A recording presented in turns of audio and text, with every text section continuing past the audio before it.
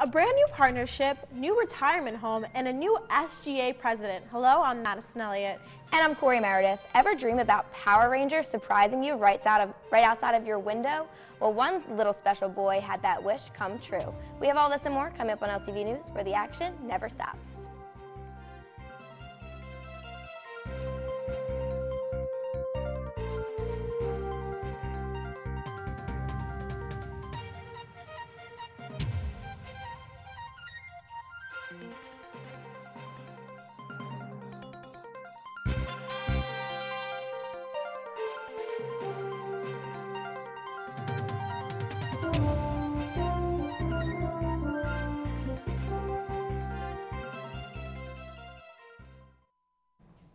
Hello and welcome to LTV News, where we bring you everything from 20th and Olney Avenue, Philadelphia, and the world. There's a lot to catch up on in the next half hour as LTV News reporter Steve Graham sits down with the LaSalle's new SGA president for this week's interview. So let's start with the buzz around campus. Fear not, LaSalle students, your personal finance troubles can be solved thanks to a new partnership between LaSalle University and TrueMark Financial Credit Union. Beginning in the fall semester of 2017, TrueMark Financial will run a new student-operated credit union branch on campus for students to take advantage of affordable financial guidance. TrueMark Financial CEO Richard Stipa said, quote, "This new relationship aims to draw on TrueMark Financial's commitment to providing financial education for young adults in LaSalle's mission of combining progressive ideas with practical needs for students," end quote. The credit union has also donated a big enough amount to award them naming rights to LaSalle's Heyman Hall. LaSalle basketball and volleyball teams will now call home the Tom Gola Arena at the TrueMark Financial Center. Construction is complete and move-in has begun for the new Brothers retirement home located on campus. It's next to the tennis courts, where you'll find a ranch-style independent living center that can house up to 14 retired brothers. The residency features a porch that overlooks the Japanese tea house and is equipped with a chapel, fitness center, and library. In addition to the bedrooms and the great hall, living, and dining room, there is a courtyard at the center of the home. This outdoor center has picnic tables and benches for the brothers to enjoy. Only a few brothers have moved in so far, and the LaSallian community is ready to welcome more. Greek Life partnered with the Leadership and Global Understanding program and held a canned food drive. The drive took place during Greek Week, which led to a competition between the different Greek organizations. It was a fierce competition, which resulted in the fraternities and sororities raising 9,000 canned goods. The canned food was donated to families in need throughout the nearby Philadelphia area. Delta Phi Epsilon and Sigma Phi Lambda were the top two and raised the most cans for the drive.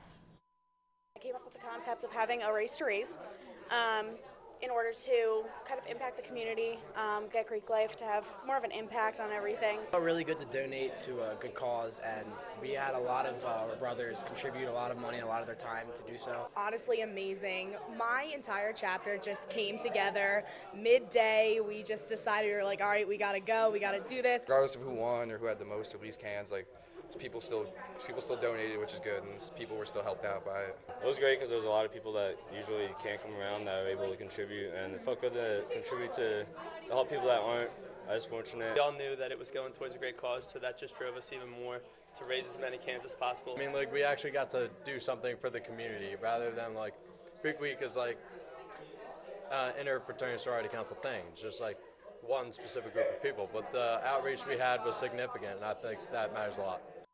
Every year, Comcast brings together families, friends, and employees to volunteer their time within the community. This year, 150 volunteers spent their day at the Clark School, which helps children who are hard of hearing or impaired. I had the opportunity to attend the event. Check it out.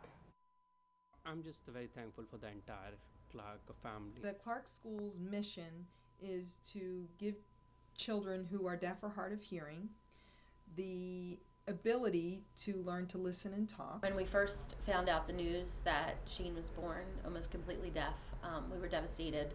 I was heartbroken, and we looked for resources that were available in order to help us out to get through this, and we found the Clark School. They feel fear. They don't feel the hope for what is possible for their child, because 92% of children that are born with a hearing loss are born to hearing parents who have no idea of what it's like to have a child who is deaf or hard of hearing. So my role is to help them to believe in the potential that their child has, and that they can learn to listen and talk. The school is so good that one family even moved halfway around the world just to enroll their child. We moved from India to US, and whatever we have so far experienced at Clark with him is simply amazing. Comcast gave back to the community by partnering with the Clark School for Hearing and Speech for their Comcast Cares Day. Over 100 Comcast volunteers come today to the school to work on our playground, to dig gardens for the children, to organize our library. And some volunteers share a close connection to the school. Well, my sister used to go here. I like volunteering here the best because I feel like they gave so much to my family that I have to give back to them, and it's fun with the kids. Like, I relate with them, I guess, and their families. It's really empowering to see that you can actually make a difference in somebody's lives. The Clark School gives parents the advice they need in deciding whether their child needs a hearing aid or a cochlear implant.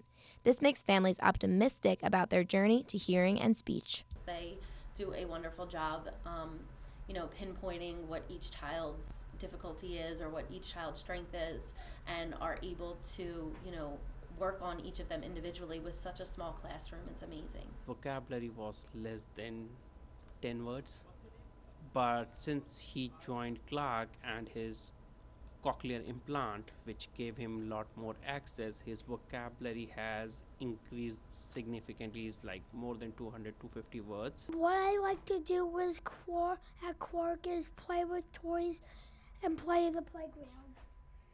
Me too. Corey Meredith, LTV News.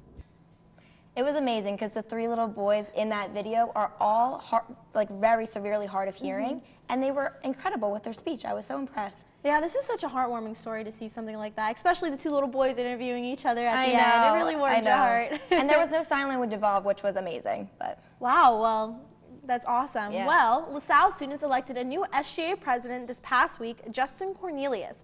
LTV News reporter Steve Graham had the chance to sit down with him and find out his future plans during his time as president. Check it out.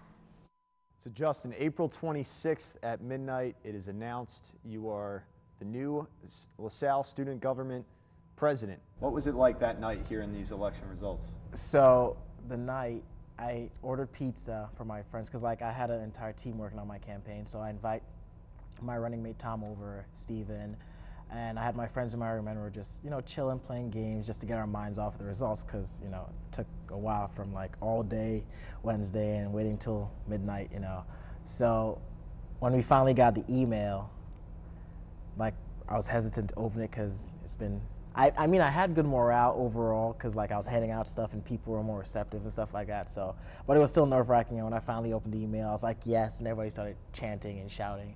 So everyone was excited. I was excited. Tom was excited. Steve was excited.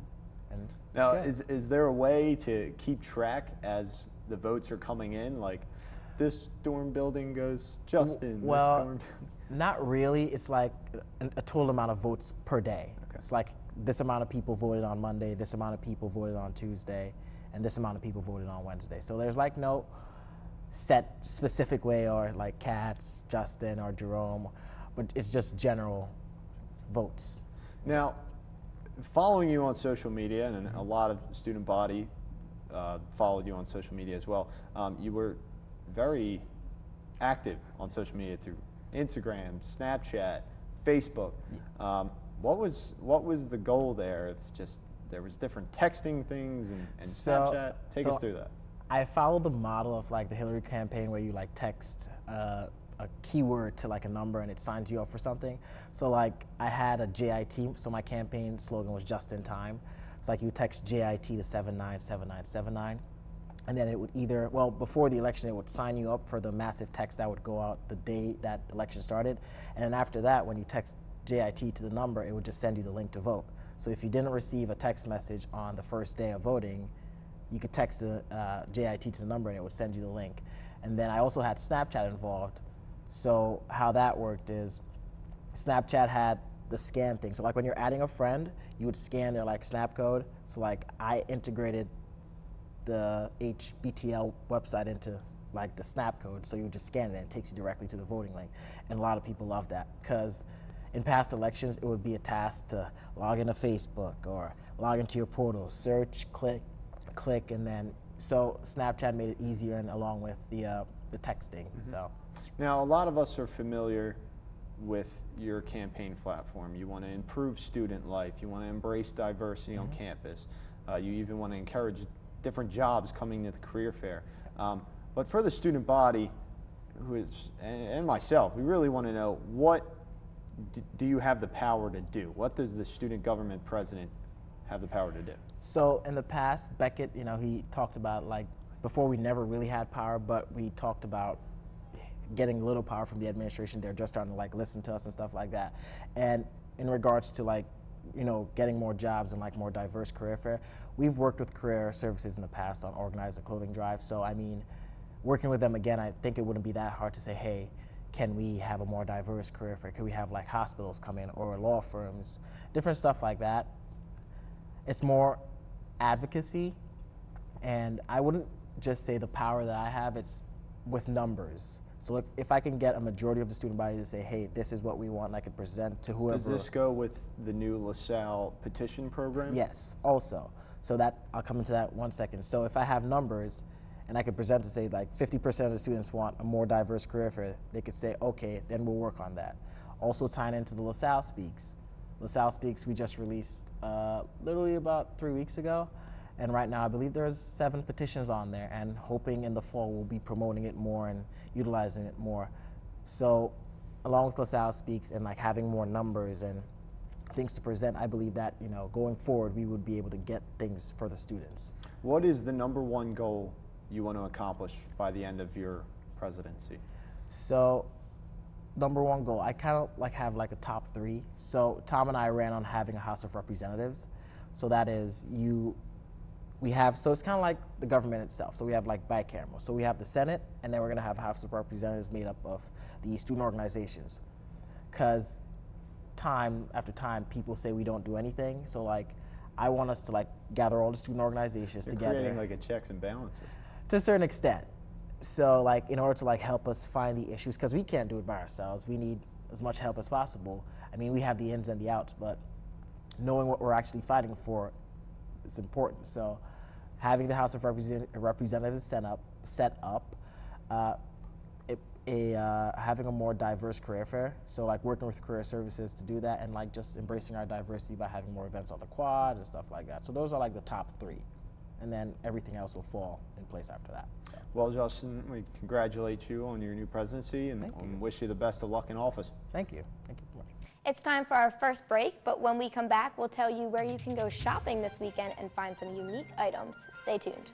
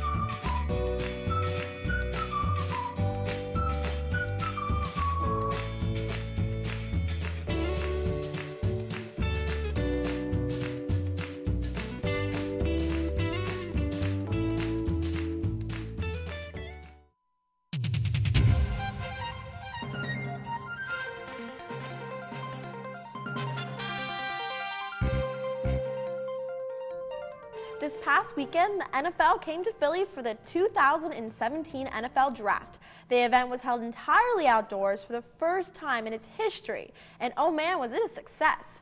Fans flooded the Benjamin Franklin Parkway and shattered the record for attendance at the draft. The Eagles made quite a few impressive selections, starting with defensive end Derek Barnett from Tennessee in the first round, corners Sidney Jones and Rasul Douglas in the second and third rounds, respectively, and offensive weapons wide receiver Mac Hollins and running back Donald Pumphrey in the fourth round. The next step for the Birds are organized team activities, which start up on May 23rd. The State House recently approved a bill to sell off the state's wholesale system for liquor. On Tuesday, April 25th, Pennsylvania lawmakers voted 105 to 84 in favor of the bill as part of a package of several other alcohol-related legislation. The bill that was pushed by the Republican majority could create a change that puts an end to state-owned liquor stores, according to opponents of the bill. The House also voted to allow grocery stores to be granted permits to sell wine, as well as allowing restaurant and hotel licenses to sell up to 3 liters of takeout liquors per customer. The 3 booze-related proposals are sent to the Senate for its consideration. On Saturday, May 6th, the weekly Phila Flea Market event will be held outside the historic Eastern State Penitentiary. The attendees can browse through more than 150 vendors, including furniture, art, jewelry, and other knickknacks. The flea market will run from 8 in the morning to 5 in the afternoon. For those interested in visiting the Eastern State Penitentiary, the historic site will open with regular business hours at 10 in the morning. If weather becomes a problem, the flea market will be pushed back to Sunday, May 7th. Researchers at the Children's Hospital of Philadelphia are proving that not all heroes wear capes by giving preemie babies new hope for survival. They successfully created an artificial womb for baby lambs that kept them alive and healthy outside of their mothers until they were able to survive on their own. The goal is to allow further development for preemies who often die under current care. The fluid-filled bio bag is used to mimic a mother's uterus, while a man-made umbilical cord allows for oxygen. These researchers are hoping to use this procedure on human babies within 3 to 5 years. Kids at the Children's Hospital of Philadelphia woke up to a surprise outside their window. Window washers from the Jenkintown Building Service dressed up as Power Rangers to bring some cheer to the kids in the hospital. Kids and their families raced to the windows to watch the Power Rangers put on a show while cleaning the windows. A spokesperson for the Jenkintown Building Service said that dressing up for the kids is something they do annually. In past years, the washers have dressed up as Ninja Turtles, Spider-Man, and Sesame Street characters. The spokesperson said that it is a pleasure for the washers to dress up for the kids because the kids are the real heroes.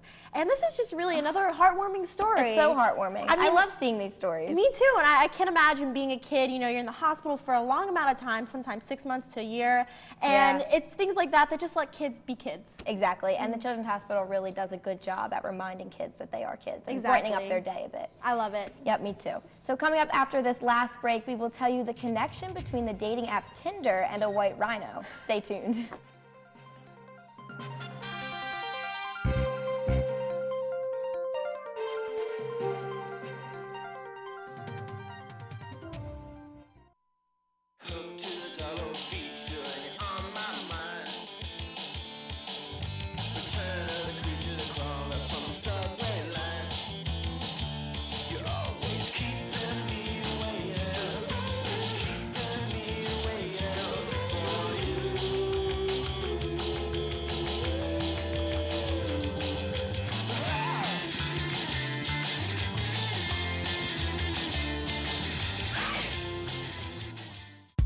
OMG, join us LTV, it's the place to be. What we got is what you need. Come and follow me on a trip through the campus with my squad at the Union and the Union. See my man's Todd at the quad on the hammocks like a savage. He be on the camera like 1, 2, 3, action. Mixing sounds back to back and that's a fact. D1 sports we never lack. Calm center, almost there, north to south. Man, that walk is never fair. Passing battles straight to Newman. See some kids and tell them join the crew. As we enter the studio with the new recruits. Let's LTV, enjoy it near you.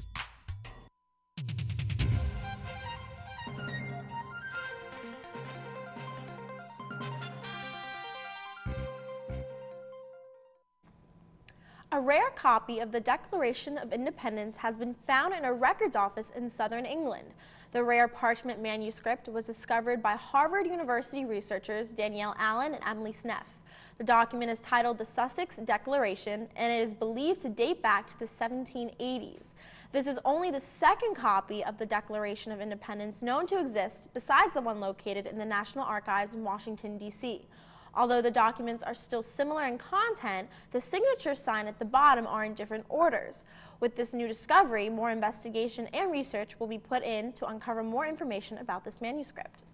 Speaking about another rare finding, wildlife experts make a lot of efforts to let the public know about some species going extinct, but recently one stood out among the rest. The world's oldest male northern white rhino has officially joined the dating app Tinder in an effort to find a soulmate for his dying breed. The Kenyan Wildlife Conservatory and the dating app are campaigning this project as the most eligible bachelor in the world, focusing on the rhinos named Sudan. In the past, Sudan female companies were too old to breed. Matt David, the head of communications and marketing at Tinder, stated the dating app was willing to partner with the conservatory to, quote, give the most eligible bachelor in the world a chance to meet his match, unquote.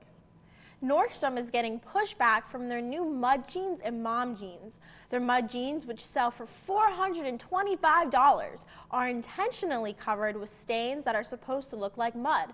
Famous TV personality Mike Rose said, and quote, they are a costume for wealthy people who see work as ironic.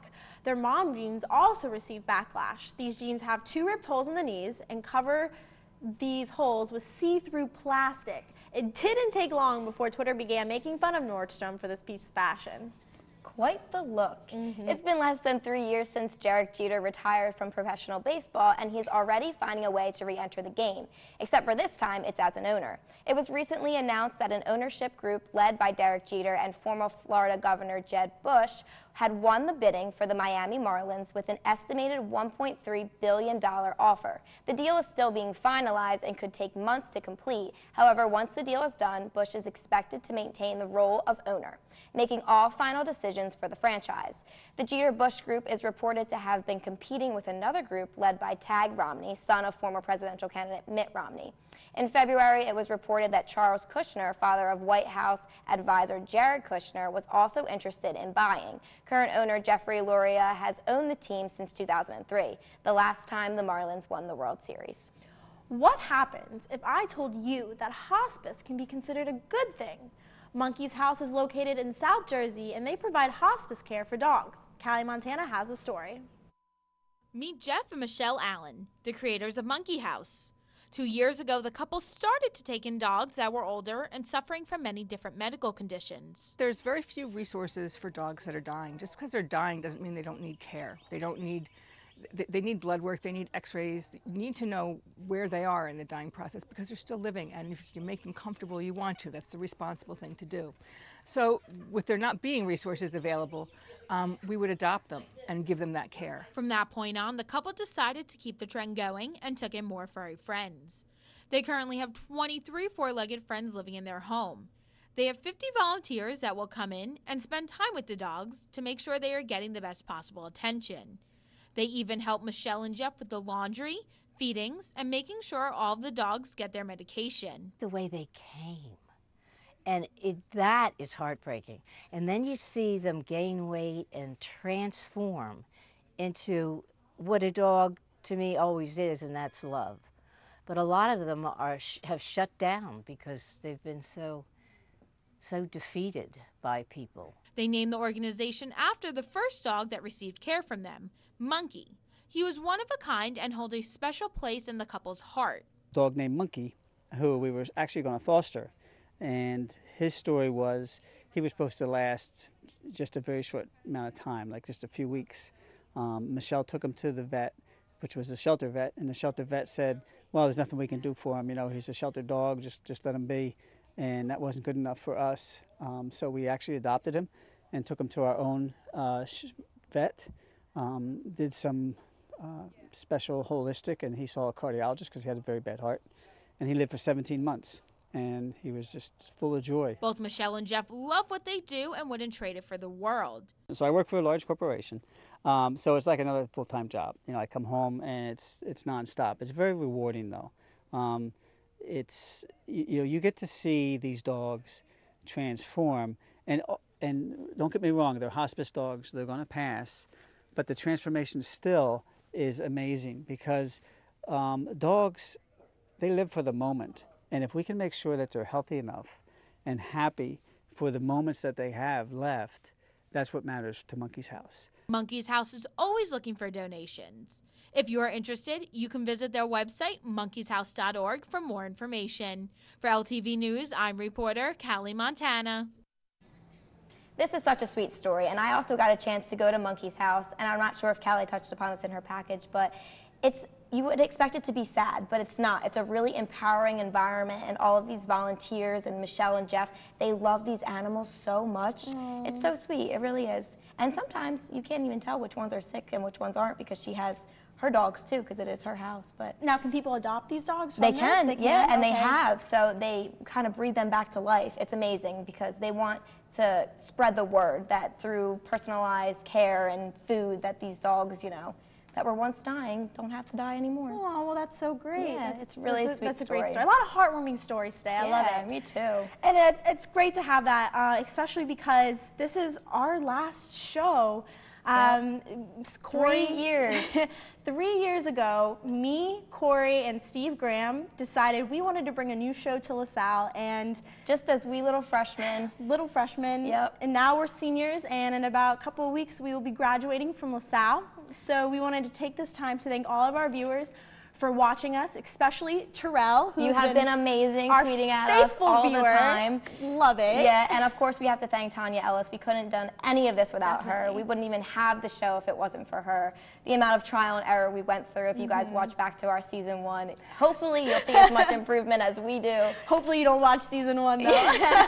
It's really been a pleasure to just be a part of this, to share the news, to share time, to grow together. So thank you to everybody, and I know that Callie and Kirsten and Dave will take it over, and they'll do a phenomenal job. Hopefully Dave will get on camera a little bit more. Yeah, Dave Roberts, we're encouraging you to get on camera more. You guys saw him once, maybe you remember talking about the college basketball March Madness, so that would be awesome. But yeah, let's just, I don't know, it's sad. How are you feeling? I'm sad. It's bittersweet. I'm excited to move on to the next point in my life and to start my career, but I owe a lot to LaSalle and being here, and you know, I love it. I'm gonna miss it. I'm gonna miss everybody that views our shows and everybody here. But hopefully one day you'll see us again, just not on LaSalle TV. Not on LaSalle TV. Maybe a more, you know, well-known station. But that just about does it for this episode. But be sure to find us on the web as well as the rest of LaSalle TV on our Facebook page. We would love to hear your thoughts, so tweet at us using our Twitter handle and start the conversation. If you missed the scoop and want to see it, you can find episodes on YouTube on our LaSalle TV Philly page. And for one last time, until next time, for Steve, Madison, and the entire crew,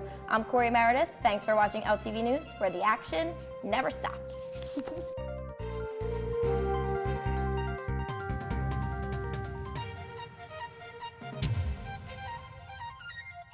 Thank you.